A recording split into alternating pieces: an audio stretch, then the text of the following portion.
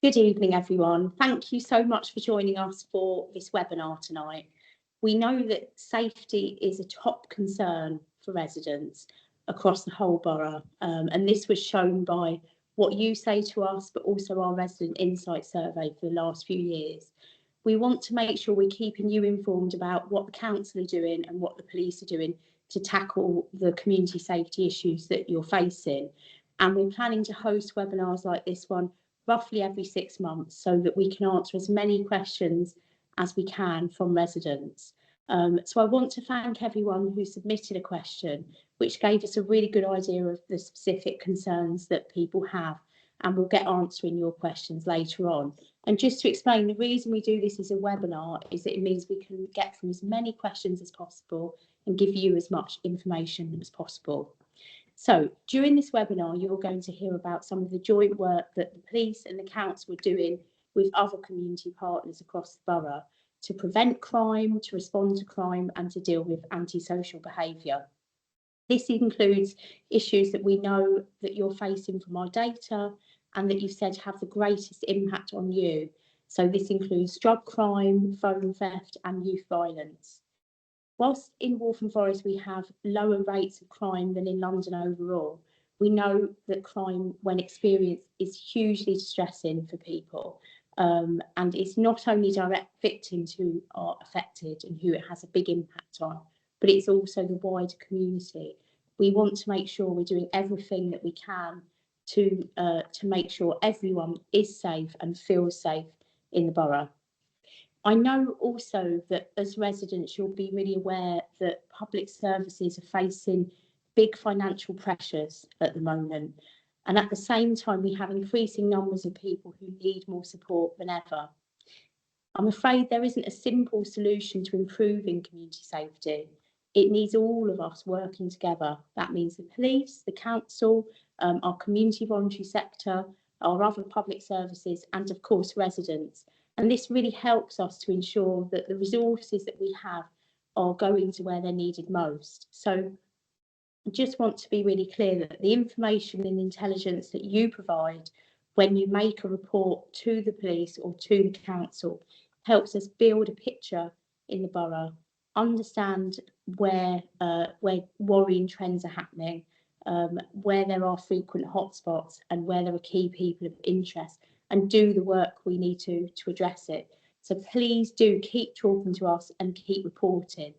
And the other thing that I wanted to make clear also is that we're working really hard to create opportunities for more conversations like this and more conversations between residents and police.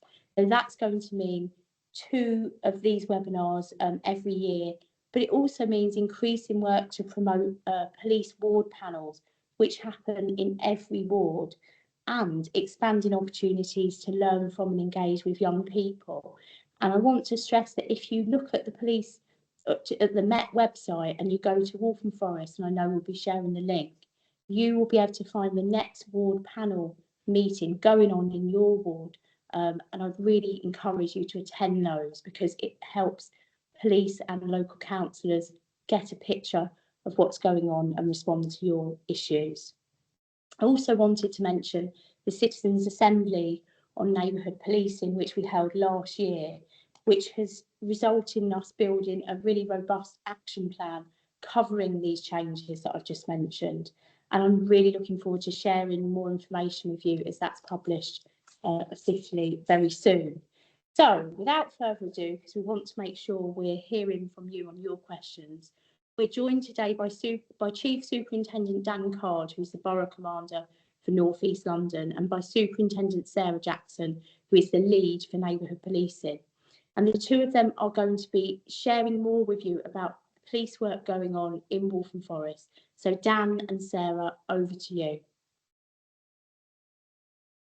Thank you, Grace. Good evening all. My name's Dan Card. I am the Borough Commander for Waltham Forest and Newham. and I've been there for just about a year or so, and I'm delighted to be here, and I welcome the opportunity to explore avenues to engage with the residents of Waltham Forest, so I can really hear some of your questions and concerns and tailor our policing response towards those. Just to follow up on Grace's point, we would really welcome local residents to come along to our ward panel meetings, to be part of that community in terms of identifying and solving those problems, and those ward panel meeting dates can be found on our website. Under the Safer Neighbourhoods programme that is currently in place in the Met, each London borough has its own designated senior leader. And for Waltham Forest, that is Superintendent Sarah Jackson. So I will hand you over to Sarah to talk through some of the local issues. Thank you. Good evening, everyone. I first of all just want to say thanks so much for inviting me this evening. I'm really pleased to be here. As I've already been introduced, my name is Sarah Jackson. I'm the Superintendent for Neighbourhood Policing in Waltham Forest. I have only recently taken up the post, so I have been here for 2 weeks now, but it's been an enjoyable 2 weeks. I've been out just last weekend to meet some of my faith leaders, members of the community, and hear about what's important to all of you and what areas you would like to see improved, what you're pleased with, and what you would like to see made better. And I really hope that over the next few years, or the time that I'm in post at Waltham Forest, that I can carry on some of the great work that's been done by the superintendent before me, but also deliver what's important to you. I've got a few slides here that I really wanted to run through to talk about some of the work that we've got. I know that there's some questions that we're going to go through already, but just to reinforce some of the operations that we've got planned, detail them for you, work that's underway already, and some work that's going to be delivered over the coming months. So when we look at our priorities as an organisation, they're priorities that cause the people of London the most harm, and therefore they are, as an organisation, our performance priorities and areas that we want to tackle and bring the biggest reductions in. So across the Metropolitan Police Service, those performance priorities are largely centred around knife crime, reducing knife violence with injury, robbery offences, domestic abuse, and we talk about high harm offenders. And what we mean by that, again, is those offenders that are out in the public that could potentially cause Londoners the most harm. So detaining those and ensuring that they're brought to justice. For Waltham Forest, our priorities here are domestic abuse, protecting people in the home, offender management, reducing our outstanding named suspects, those wanted by the police and the courts, and reducing our knife crime. Again, all offences that cause Londoners the most harm and the most concern. We are data driven in our performance. We come from our statistics in what parts of London they're at the highest and where we can reduce them. Do the next slide for me, please. The ongoing operations that we've got in Waltham Forest at the moment. So an area that, whereas it's not on our performance priorities at the moment, but it is of concern to me, is around some of our burglary offences, particularly our residential burglaries. We've got 2 operations now underway. Operation Bald Egg, which is a rather unfortunate name, but I don't get to choose the names. Working in partnership with University College London, the neighbourhood policing teams have managed to obtain some Ring doorbells, 600 doorbells, which are offered out to victims of burglary that have been identified as our priority areas, and they're treated as either treatment for offences of burglary that have already taken place, or nearby residences that we believe would benefit from those Ring doorbells. That's underway at the moment, is being led by Inspector Scott Mason, who's one of my inspectors on the Waltham Forest neighbourhood policing teams. We are going to be rolling that out across those wards at the moment, Leighton, Leabridge, all of the wards that are listed there, but I am looking to make sure that that gets rolled out across Waltham Forest. We have got a developing policing plan around our residential burglaries that we're going to detail shortly, later on in the presentation. I'm just going to run through what we've got that's already been launched. Operation Tony is neighbourhood's response to motor vehicle crime. We're working in partnership with officers from our emergency response policing teams, our traffic colleagues, and the local authority. A number of tactics, covert patrols on foot and in vehicles, also utilising our speed watch with community members and partners. And so far, we've had some really good results with 5 stolen vehicles recovered, 5 arrests made for theft of motor vehicle, and 3 arrests for further driving offences. Operation Libetta was launched in November last year, and this is going to be carried on throughout 2025. It's working in partnership with Project Adder, which is a response to drug use and antisocial behaviour. Officers targeting those responsible with the intention of reducing offences through the use of community protection warning notices, a number of antisocial behaviour warnings, our community protection notices. But we also work with Project Adder to make sure that those offenders, for drugs offences particularly, go through our rehabilitation schemes and that they're diverted away and dealing with that issue at the source and rehabilitation rather than just through the criminal justice system. Operation Latimojong, again focusing on drug supply, use and associated antisocial behaviour throughout E10 and E11. We've seen a 70% reduction in those areas in drug-related antisocial behaviour calls since Latimojong was created.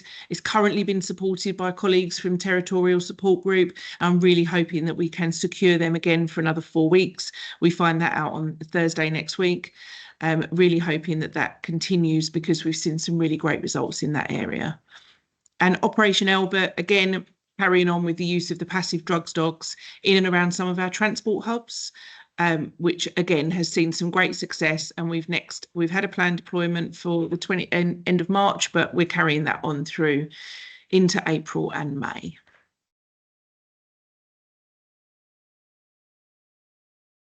So these are our planned operations over the next few weeks. We've got 2 live facial recognition operations in April in Waltham Forest.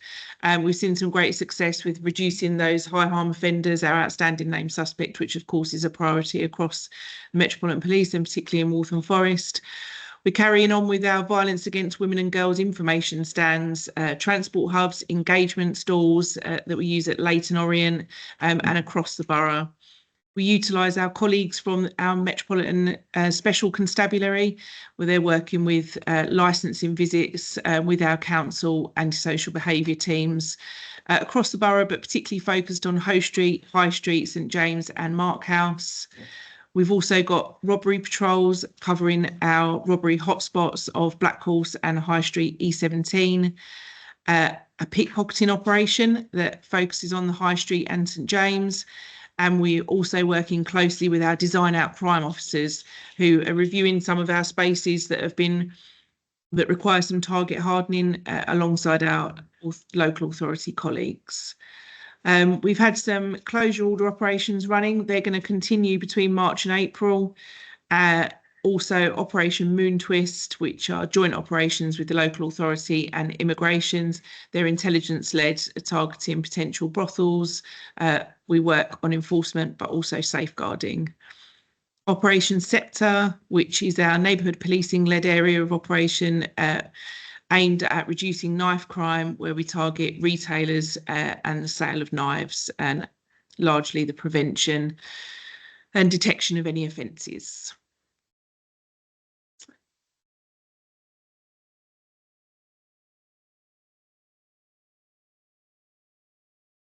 So our public satisfaction surveys that have come back shows that Waltham Forest as a whole has seen a 10% increase. So 67% of the residents of Waltham Forest feel that the MPS can be trusted, which is a very pleasing result for the moment. I really hope that that continues for the time that I'm here.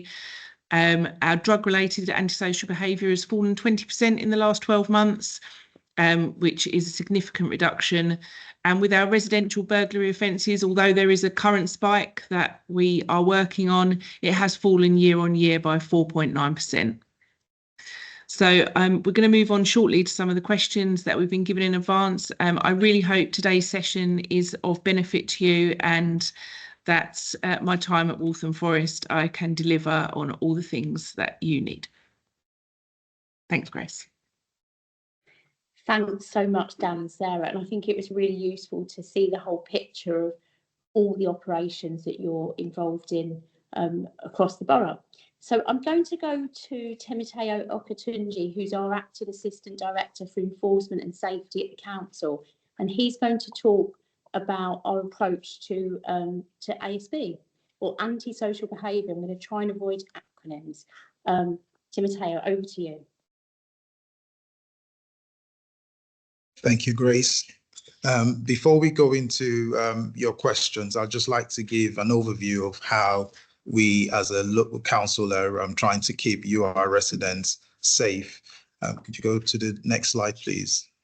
So as a council, we are committed to making residents feel safe and secure in the borough. We engage with you, our residents, to address your concerns and ensure you get the right support needed to keep you safe. We work on preventing and tackling crime and antisocial behaviour, which is one of our key priorities. So we work with partners such as the police, voluntary and community sectors to achieve this. Next slide.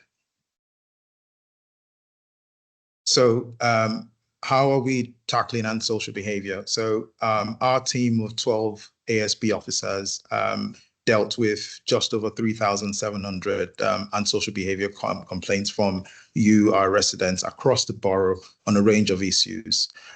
Currently, we work with our partners such as the police and other partners dealing with 74 priority issues that range from drug-related antisocial behaviour to aggressive begging and street drinking. We understand the impact antisocial behaviour could have on victims. So we provide support to victims of antisocial behaviour. In the last year alone, we've supported about 65 victims of neighbour disputes. We've invested about £3,000 purchasing security cameras, ring doorbells, and providing advocacy and therapeutic support to our residents. In terms of enforcement, we have issued about over 380 formal warning letters to individuals engaging in antisocial behaviour. We adopt a staged approach where we go in first with low-level interventions, and that has been very effective.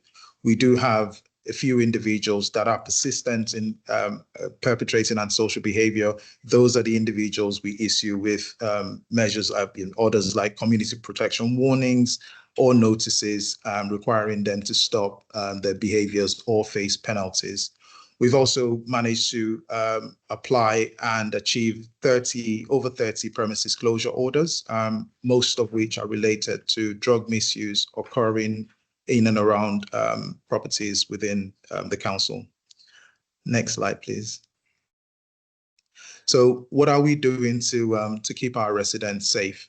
We know that violence is one of the top concerns for our residents. So last year, we published our serious violence strategy, which sets out a range of activities on how we deal with violence. We launched our Safer Routes pilot, which places trained youth workers on routes around schools to help young people feel safe on their way home from school.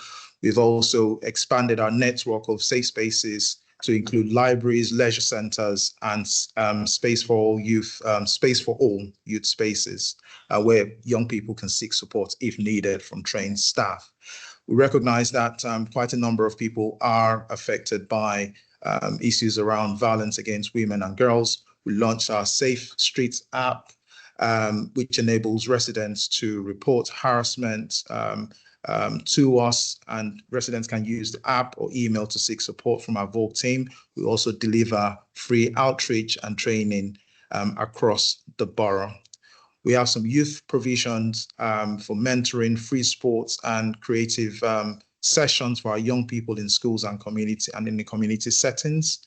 And lastly, we know the importance of engaging with our residents. So in the last year alone, in the last 12 months, we have delivered over about 100 community pop-up events, workshops, and schools assemblies, and we have reached over 1,000, thousands of residents on a range of topics, including personal safety, crime prevention, and knife crime, which we would get to as we move along.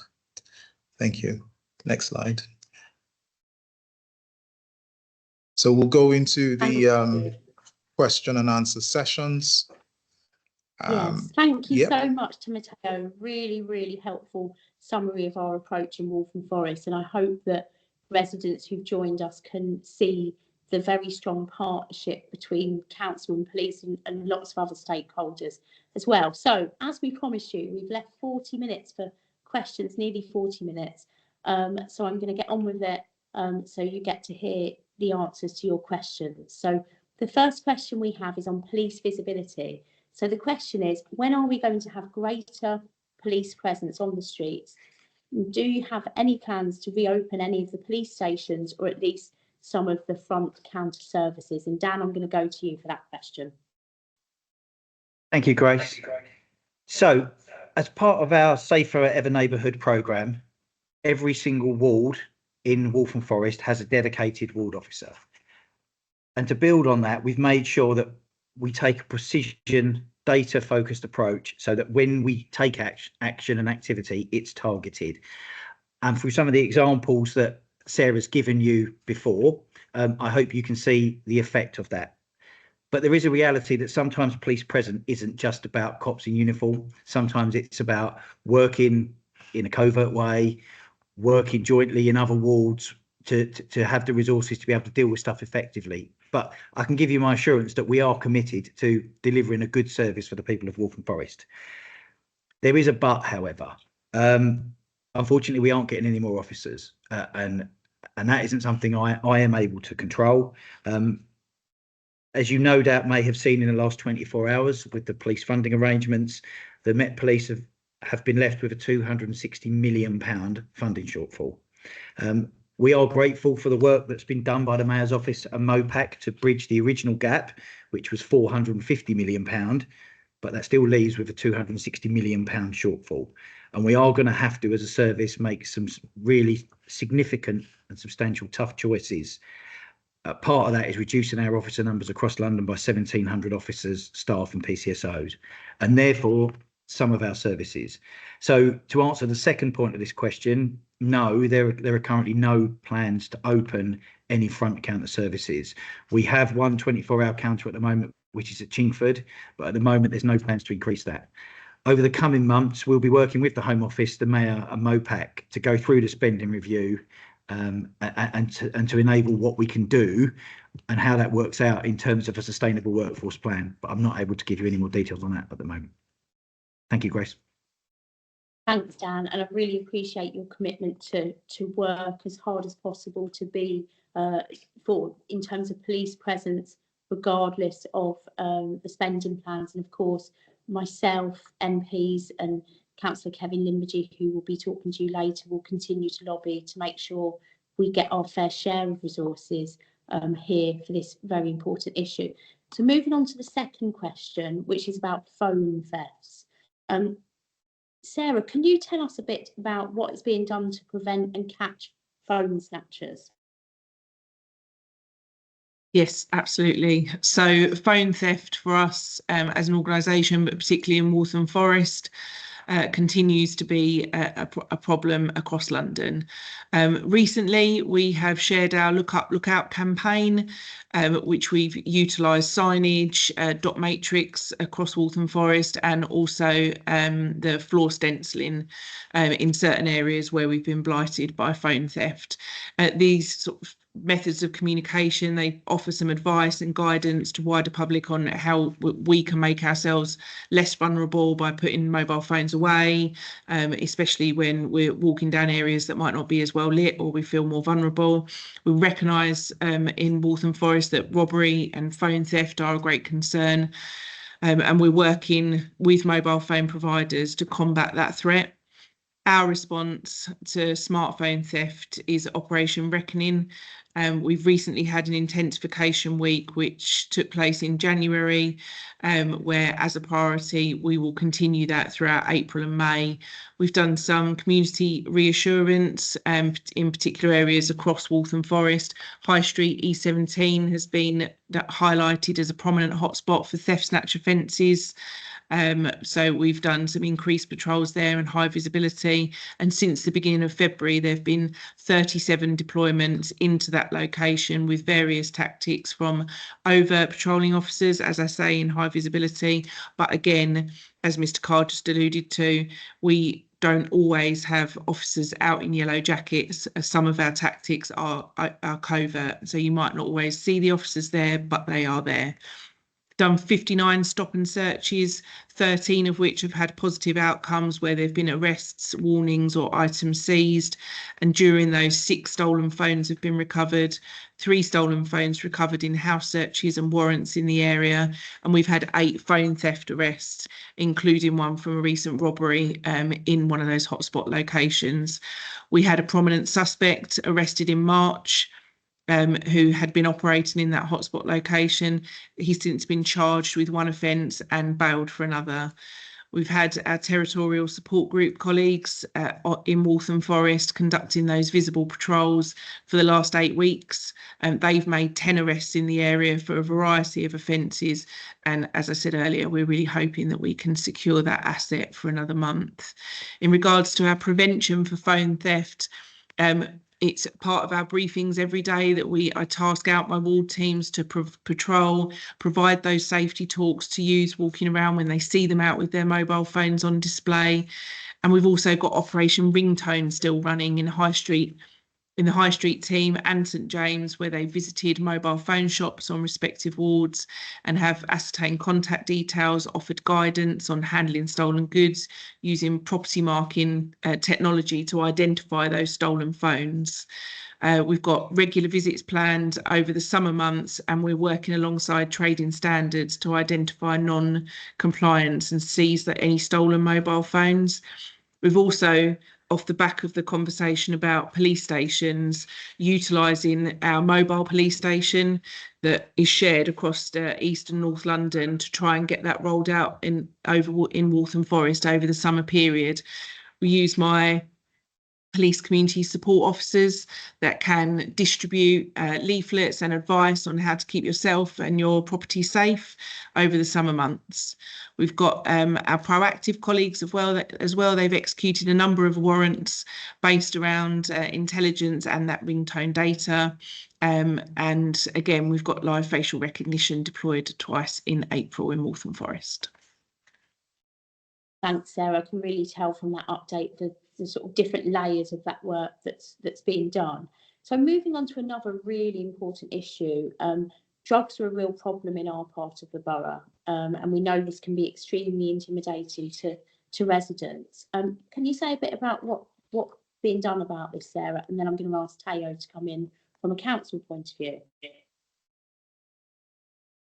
Yes, absolutely. So there's 2 operations running across Waltham Forest that largely target drug use that I mentioned right at the beginning. So drug-related antisocial behaviour orders, Op Latimojong in E10 and E11 and Op Labetta in Chingford.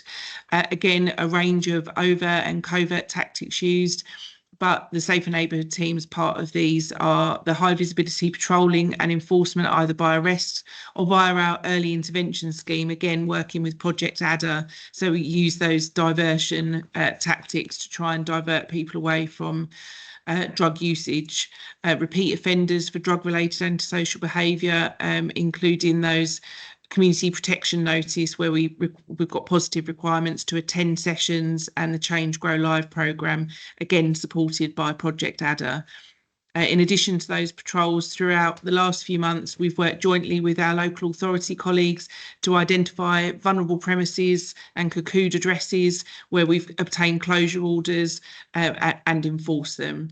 We've targeted top 5 individuals, locations and premises, and they've been identified at our problem-solving monthly meetings, which are partnership meetings between police, local authority, housing, into identifying those problems and working to solve all the issues that come out of those locations. Waltham Forest as a whole has had a 12% reduction in antisocial behaviour compared to this over the last preceding financial year, and drugs possession offences have been reduced by 6%. And I put that down, hard work of the officers, but also great working in partnership with local authority. Thanks, Sarah. And I'm going to go straight to you, Timoteo. Thanks, Grace. So we understand that drug misuse affects not just the individuals, but the wider community. So we've adopted a public health approach to dealing with drugs in Waltham Forest. We work with a range of agencies, including the police, Change Grow Leave, specialist providers, housing teams, registered providers, businesses, and other partners to address drug-related issues. Support is offered an intervention for drug dependency, for people to manage their chaotic lifestyles. We support individuals in the community. We take support to individuals in the community rather than expecting them to come to us. We offer detox programs, support them with housing, employment, training, and education. Unfortunately, we have a few individuals who do not engage with us. They're persistent in their activities. And as Sarah mentioned earlier on, we've been working with them and the UP-ADA team to issue things like community protection warnings and notices with positive requirements to engage with services. We have closed down a number of properties, cuckoo premises linked to drugs, whilst keeping victims safe there. And excluding the perpetrators at those addresses. We continue to work with the police. We take all the intelligence we get from residents and we analyze the reports and intelligence, and we use that. We don't always feed back on what we get, but please be assured that we are aware and we're dealing with drug-related issues in partnership. Thank you so much for that answer, both of you. And just a reminder that if you are posting questions in the chat, we will be answering these and publishing answers. Obviously, we won't include personal cases or IDs in those answers. So I'm going to move on to a really important issue in our borough, which affects many people. Violence against women and girls. So many women don't feel safe walking around or going about their daily lives and are being harassed by men in the street. Can you say a little bit about what's being done about this? Dan? Oh, sorry, Ian. Thank you, Grace. First. So, Ian, you go first. Yes, we continue to work in partnership with Waltham Forest Local Authority. As Timoteo said, it forms part of the serious violence strategy, and it's something we're really committed towards doing. In terms of police resources, it's across the whole breadth of the police resources available in Waltham Forest. So our emergency response policing teams, our specialist constabulary, our neighbourhood officers, all of those officers are put into places that we know through data that people feel vulnerable are in, or places that have been identified as hotspots for these things. And we really target those patrols in the hours of darkness mainly, because that's when people tell us they feel most unsafe on the streets. But it's not just about what we do reactively to those things in a policing way. It's about how we engage with people and how we change the behaviour of people. So part of that comes through violence against women engagements through stalls. We conduct them at football matches, community events. We do licensing visits. We are pushing forward the Ask for Angela campaign in our pubs and clubs to make sure people know how to get help if they need to. We've got PC Anna Cork, who's leading an initiative at Whips Cross Hospital around working in partnership with not just inside the MPS and sorry, I'll put my teeth back in, not just with the MPS, but also with the NHS and across the local authority, so that we can support staff and make them feel safe on their journeys to and from work. In addition to that, we've put additional resources into our public protection strand across the borough. And that means the main thing for us is improved outcomes. So tackling violence against women and girls is really important to us.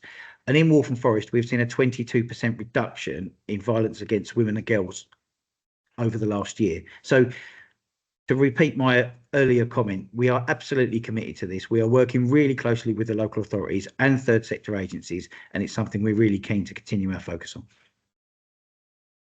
Thanks so much. And apologies, Ian, over to you to hear from a council point of view what we're doing to reduce it. Thanks, Grace. So just to add on to what Dan said and Timoteo said earlier, we have the Safe Streets app, which is an app that's available on iPhone and Android, which is an important aspect because reporting violence against women and girls is critical to us understanding the problem, being able to react to the issue as well. And that helps us target any resource, any enforcement, any action that we take for those issues. Alongside that, we have a dedicated violence against women and girls team, which offer a lot of different initiatives. One of those being bystander training, bystander intervention, which actually is around challenging behaviours, attitudes towards women and girls, which is critical really to the response to the issues we've seen. And that's a free course that we have an offer from the council ourselves, and it's really important that we get that, and that's available for all residents and community around that.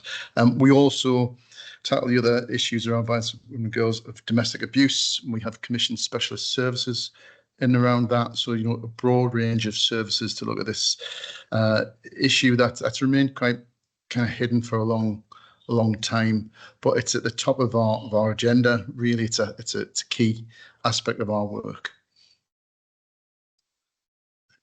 Thanks, Chris. Thank you so much to both of you. And I think, you know, just to underline that point, that there is support out there for victims and for anyone who's experiencing harassment on the street or domestic abuse. And I think we're going to post some links in the chat so that people have got them, and really encourage people to get in touch. We are there to support.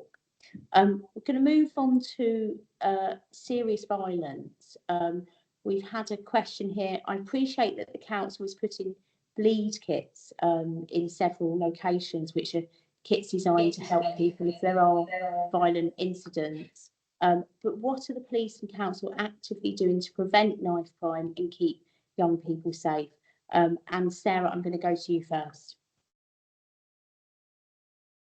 Thank you. So obviously knife crime is one of our priorities in Waltham Forest, and something that's very important to us because we understand how that knife crime can just devastate families.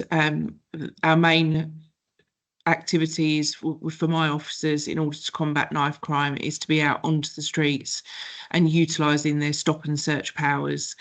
This is one of the main tactics. It's resulted in knives being removed from the streets with arrests and charge. It's an ongoing tactic and fundamental in keeping the public safe.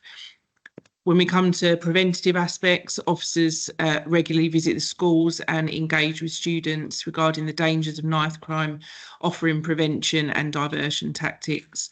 Also working in partnership with our local authority on Operation Safer Routes, which is a council-led police supported scheme recently launched where volunteers patrol school routes and break down barriers with school children and youth, ensuring that information is passed to police and acted upon. My officers from the neighbourhood policing teams, we're regularly supported by colleagues from Territorial Support Group and our proactive syndicates, again in plainclothes and uniform, where we conduct weapon sweeps in hotspot areas of Waltham Forest and our knife arch operations. And these take place on a weekly basis as standard across the borough. Thanks, Sarah. And Ian, I'm going to move to you now. Thanks. As mentioned before, one of the council's key missions is keeping young people safe from knife crime and the harms caused by it. And to do that, we've got a range of initiatives. We've recently launched our Safer Routes, which is a safe route to and from school, which is a pilot that's launched. It's been co-produced and co-designed by young people themselves as well, which is a critical aspect of understanding the problem of knife crime. We looked at the kind of social behavioural issues, and again trying to understand what compels someone to carry a knife and use a knife. So that's, you know, a major issue for us. So with bleed kits, they're one tool, and while people wonder why we have them, I think it's that critical emergency immediate response where there is an emergency situation where it's required, and that's important to allow the paramedics to get there. We are in that situation where unfortunately these incidents do occur and we need to be prepared for them, but the work behind the scenes in terms of tackling the actual issue of knives, understanding that is a main issue for us as a council. We work with our key partners to do so, youth services, schools, our police colleagues, health services, public health, and so on. So really invested in that, in tackling that issue. Thanks, Grace. Thanks so much. And I think, you know, the other thing that I would stress, going right back to our introduction around the help we need from residents and wider community on our community safety challenge, is the work that's being done by amazing youth providers across the borough as part of our Spaces for All, which are spaces designed for young people and are very much focused not only on safety but improving young people's life chances as well. Okay, so I promised more questions, so I'll get on with it. So next question is on house burglaries, and the questioner wants to know what is being done to tackle house burglaries happening in Walthamstow. Thanks very much. So again, residential burglary, I completely understand how absolutely distressing this is for people to go through this. And it's become a priority of mine in the short time that I've been at Waltham Forest. I understand that when I arrived, Operation Bald Egg was already underway, and I've already spoken about that, but it's where we're working in partnership to make sure that victims that have already suffered a residential burglary and potentially their neighbours are offered the Ring video doorbells at no cost. Studies across other boroughs have shown up to a 30% reduction once they've got Ring doorbells or their neighbours have had some. So we're really keen to get that rolled out. The officers have continued to offer the delivery of those cameras. It's made up as part of the cocooning visit, where we leaflet the areas where these burglaries have taken place. But also my focus now has been on launching Operation Graffiti, which has just happened in the last couple of days, where I'm working on prevention, on how we target those burglary offences and looking at the data and intelligence product of where our hotspot areas are and at those peak times. And I'm grateful to Mr. Card for utilising some extra funding so that I can pay some officers to come out, increase that visibility of officers in Waltham Forest overnight at a variety of different, what are shown as our peak times of where some of these offences are happening. You may not always see the officers, but I can assure you that our tactics will include covert and overt patrols, the targeting of some of our known offenders who are wanted or have bail conditions. And these are also going to be supplemented with the promotion of crime prevention advice through our ward teams, with leaflet drops, some enhanced crime prevention advice at the ward panel meetings, and we're also going to utilise some street briefing opportunities. I really do hope that with some increased visibility, some increased patrols from those officers, that Operation Graffiti will be a success and that we'll see some reductions in the coming months. And I'll definitely keep you up to date with how that's progressing. Our crime data is reviewed at our problem-solving partnership meetings, where we work with our local authority on those joint patrols, intelligence gathering and the promotion of those activities I mentioned. And I'll definitely keep everyone up to date with the results of that. Thanks so much, Sarah. Really helpful. So we're moving on to a question about mopeds. So the question is, what is being done to address moped delivery drivers parking on pavements and generally disregarding road safety? Dan, I'm going to go first to you and then to Mateo. Thank you, Grace. So we are working really closely in partnership with the London Borough of Waltham Forest on this matter. It's one of those things that does require a dual approach. Obviously, those criminal matters, those road safety matters are things that the police are responsible for. Similarly, parking and illegal parking is something that the local authority lead on. So we've really got a joint approach into how we're tackling this issue. More recently, we've looked at specific venues, predominantly in the E17 area, which are the consequence of sort of food delivery outlets and the mopeds that come from that. So operations over the last quarter, we've seized 15 illegal mopeds and we've given out 20 fixed penalty notices to people that are responsible there. And this is an ongoing operation that we'll continue to work closely with the council on in repeat occasions in the months going forward. We previously did some work on the Larkswood and Valley wards, and after this target activity, we didn't see any further reports to us, which I'm pleased to report. But it's certainly something that we continue to focus on, because I really understand that the blight and the frustration this causes by people driving badly and parking inconsiderately. Thank you so much, really helpful. And sticking with a related issue, so car theft. Oh, sorry, Timoteo, I'm coming to you first. Go for it. Great, thank you, Grace. As Dan said, we work together to deal with the issues caused by those moped riders that ride on pavements, park there, and just harass people and cause people grief. We also have been working with delivery companies and food outlets to develop a protocol, a joint protocol. And part of the protocol is for those delivery companies to remind the riders to adhere to traffic rules. We've also made parking provisions for riders, especially around the E17 area. We worked with the food outlets, some of the food outlets to have separate entrances for the riders when collecting food. And unfortunately, a few riders still do not adhere to some of the measures which we have implemented. So we have been enforcing against them using our public space protection orders. We've issued a number of fines for breaching the order. We've engaged in joint days of actions with the police, as Dan mentioned earlier on, and a number of mopeds and e-scooters have been seized. And as Dan mentioned, it's an ongoing operation, and we will continue targeting those riders who fail to adhere to traffic rules. Thank you, Timoteo, and I think that's really an important issue that we carry on taking action on, and I know police and council are committed to that. So moving on to car theft. So there has been a lot of car theft in the area.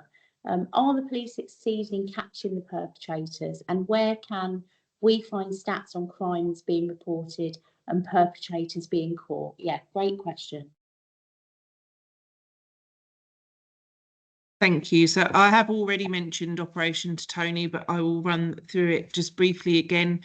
Operation Tony is multi-strand activity, identifying hotspots for motor vehicle related offences. It's my officers in neighbourhood policing, but obviously a lot of our offences that happen with motor vehicles happens overnight. So neighbourhoods policing officers, although we do work late into the evening, we don't work overnight. So I utilise the resources of emergency response policing team and our colleagues from Safer Transport to target those hotspot locations at peak times. We've been running to Tony for a few months now.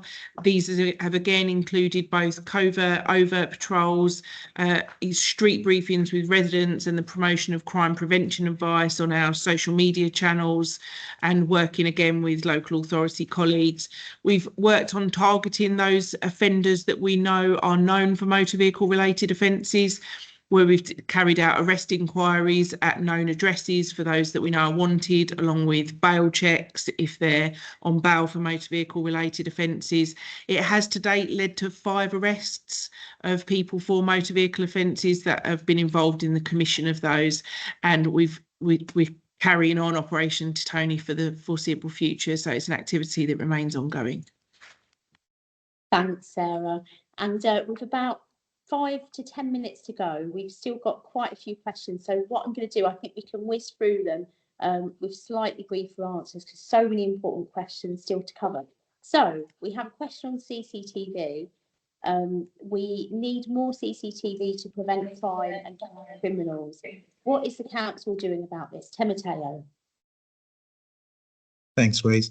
So we currently have over 1,000 CCTV cameras across different locations in the borough, and their deployment is informed by local crime and social behaviour data alongside insights from our residents. We've invested over £1 million in updating our state-of-the-art CCTV facilities, and it's staffed 24/7 every day of the year. We, however, also have 42 redeployable cameras, which we move to different areas depending on emerging crime and social behaviour issues.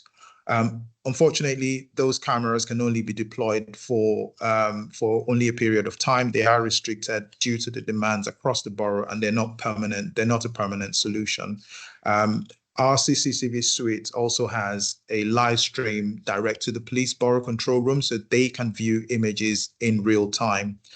We recognize that CCTVs play a role in tackling crime and social behavior, but it is only one part of our much wider approach to tackling crime and social behavior, as we have been talking about. And that includes a combination of crime prevention, enforcement, and community-led approaches. We get a lot of requests for CCTVs. As I said, they are prioritized, and we use our redeployable cameras every so often, but that's data-led, and that's how we prioritize the use of those deployable cameras. Thanks, Temito, and I think that gives a really good picture of how we deal with a scarce resource and how we prioritise it. So question 10 is really important, because one of the things that's coming up quite a lot in the chat is how can residents help with our efforts on community safety? So the question's on volunteering. Can you please tell me how I can volunteer in terms of community safety? And then the second question, do you provide any first aid training for residents? So I'm going to Ian first, and then I'm going to go to Dan. Thanks very much, Chris. Yeah, there's a number of opportunities to help with our response to community safety and antisocial behaviour. First one being our Community Safety Citizens panel, which is a panel that helps provide some shared experience where residents have experienced community safety, helps us shape the response to community safety following that input. So it's a really great panel around that and helps us strengthen that approach. The other is our Violence Against Women and Girls community champions. They're trained to raise awareness and promote culture of safety and respect amongst women. Actually links back to the question earlier quite significantly. Again, that's a really important aspect if people want to get involved with that. Obviously, we're going to put the links in to how you can do that. Interestingly, the first aid training, we provide free first aid training, and there's an email address that I think we're going to share that you can contact us on if you're interested in that first aid training as well. Other opportunities in the council, if people want to go to the Legends of the Forest webpage, there's some interesting opportunities there, which include youth mentoring, outreach, and some befriending opportunities. Again, we'll provide that link, but if you have a look at that, loads of opportunities in there. And I've been told to remind that the ward panels are there as well as another opportunity to get your say on community safety and how we respond to those issues. Thanks so much, Ian. Over to you, Dan, on volunteering. Thank you, Grace. So cognizant of the time, we would really welcome greater community involvement with us. If I just had two pleas, it would be to follow up Ian's request around get involved in your ward panels locally. You know, you really can make a difference locally around police activity, so please come along to those. If you're feeling slightly more active, then we are always welcoming recruits in the Metropolitan Special Constabulary. Come and be a police officer in your spare time, actually play a part in making your community safe. In recent weeks, we've deployed our Special Constabulary to E17, E10, E11, looking at antisocial behaviour, looking at supporting local events, looking at supporting the Eid celebrations. They are a vital and critical part of our team. And if you'd like to come and join and be one of them, you would be very welcome. Thanks so much, Dan. And we have some really excellent specials in our borough who do absolutely amazing public service. So yes, really encourage you to look into that if you're interested. Okay, we have time for one more question, and that question will be on graffiti. So we've seen recently some graffiti. What is currently being done to tackle recent incidents of graffiti where we've seen red paint being thrown at people's homes? I'm going to go to Dan briefly first, and then Temito. Thank you, Grace. So yes, it is something aware of. It is a live criminal investigation, so I am somewhat limited in what I can say. However, we are aware of a number of incidents that have occurred. There is a plan in place to address those. The investigation is being picked up by one specific team, and that's just to make sure that we're consistently following up all the leads in an organised manner, and that there is some real grip and ownership on that. And I am hopeful that leads to some positive outcomes for those victims. The main thing for me as well is by having one team dealing with that investigation, it means that we have a consistent approach to those people that have been victims on it. At this stage, unfortunately, there have been no arrests, but we do have a number of lines of inquiries still ongoing. In addition, we're trying to work out if there's any link between incidents outside of London and the local ones, but we are really exploring all opportunities to try and catch the perpetrators of these offences. I don't underestimate the upset that this causes to people in the local communities, and I give you my guarantee we are treating it seriously and we are doing everything we can to catch those responsible. If anybody on the call or when you're speaking to friends or neighbours has any information that they think would be relevant, I would ask you please to contact us via 101 and quote CAD reference 1081 of the 19th of February. Thank you. Thanks so much, Dan. Temitayo, anything to briefly add? Yes. So as Dan mentioned, there is a live investigation. However, we have engaged with the residents affected by the graffiti. We've offered support to them and advice around basic security measures and how to report and reassure residents. As quickly as we can, our neighborhoods team clean any graffiti that affecting any walls or buildings or whatever infrastructure. So we do that and we monitor the entire borough regularly. Thanks so much. And just briefly, before I hand over to Kevin, I'll just reinforce that point around how seriously we take hate crime in the borough. Please do report hate crime because it can be addressed and there is support out there. So again, we will be posting links encouraging people to report and to help us tackle these issues. I'm now going to hand over to Kevin, who's going to say a bit to close. Thank you. Unfortunately, we're at the end of our time, but thanks very much, Grace, on that. We're at the end of the time, but we'll be publishing both this recording and written responses to the questions on our website. I know there's been a huge amount of questions in the chat, including on how young people can get involved. And we do a lot of work with young people, and we'll be publishing those answers to those on our website. The recording will be sent out directly to subscribers of the Community Safety newsletter later on this week. So if you haven't subscribed, please do so. The link will be in the meeting chat for you now. We'll also publish in our council Facebook page. We also have a WhatsApp channel specifically for updates about community safety, and we share information about upcoming events and services there every week. Again, the link to sign up will be posted in the chat. So again, I just want to thank you all for coming today, engaging with us, and to everyone who takes time to make a report, attend a ward panel and join events like this. We're sincerely grateful for all your help in keeping the community safe as possible. If you've asked a question that we haven't been able to answer, we'll be publishing full answers on our website along with the webinar recording. And if you'd like to speak to police officers working in your neighbourhood, I really encourage you to join your next ward panel. There are several going on in April that we'll post in the chat, but you can find more information on the Met's website. And I'll leave you with information for reporting crime and antisocial behaviour up on the screen. And remember, if there is an emergency, always please call 999.